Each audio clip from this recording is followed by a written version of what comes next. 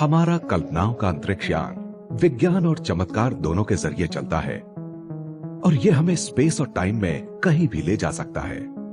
ये प्रकाश से भी तेज चलता है और वो चीजें भी दिखा सकता है जिन्हें देखना नामुमकिन है।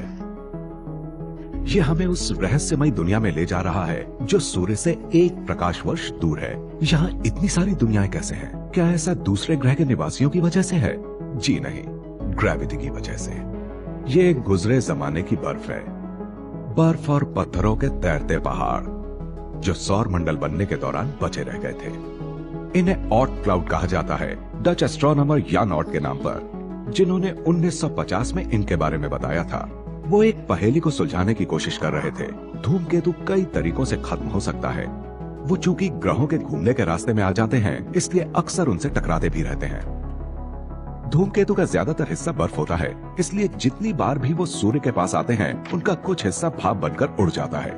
हजारों बार ऐसा होने पर बर्फ पूरी तरह खत्म हो जाती है और धूमकेतु एस्टेरॉइड में बदल जाते हैं।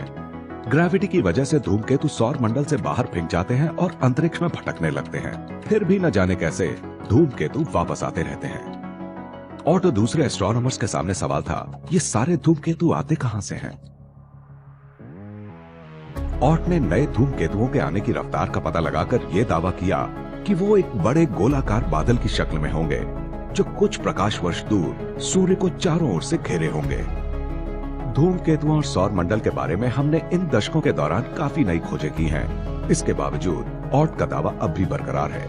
मगर ऑट क्लाउड एक ऐसा नजारा है जो कभी किसी ने नहीं देखा, ना हम देख सकते हैं। इतना अंधेरा जो है, और एक धूमकेतु अपने नजदीकी धूमकेतु से उतना ही दूर है जितना पृथ्वी से शनि।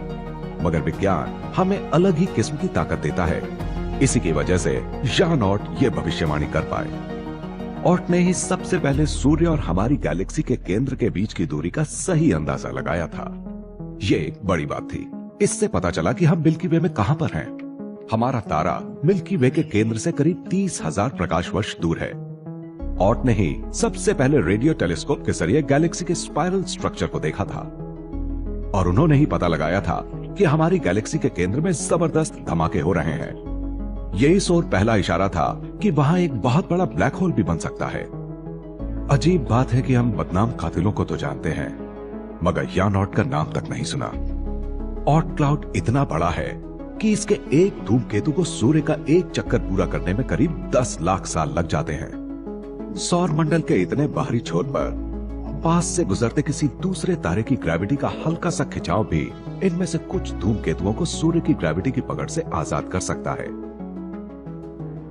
कुछ धूमकेतु सौर मंडल से बाहर फेंककर तारों के बीच भटकते रहते हैं, मगर कुछ की किस्मत इससे अलग होती है। ये सूर्य की तरफ बढ़ रहा है, बिना रुके, लगातार तेज होती रफ्तार के साथ। ये फ्री फॉल लाखों साल तक होता रहता है। जब नेपच्यून की ग्रेविटी इसे अपनी ओर खींचती है तो इसका रास्ता थोड़ा बदल जाता है। फिर सूर्य के बाद दूसरी सबसे भारी भरकम चीज यानी विशाल बृहस्पति भी धूमकेतु को अपनी ताकतवर ग्रेविटी से खींचता है और उसका रास्ता बदल देता है। जब ये धूमकेतु हमारे सौर मंडल के अंदरूनी हिस्से में पहुंचता है तो सूर्य की गर्मी इसे दबा देती है। एक दिलकश बदलाव शुरू होता है। रूखा सूखा आइसबर्ग एक चमकदार गोले में बदल जाता है जिसकी एक पूंछ भी होती है। ये परतें बताती हैं कि धूमकेतु कैसे बने थे करीब 4 अरब साल पहले।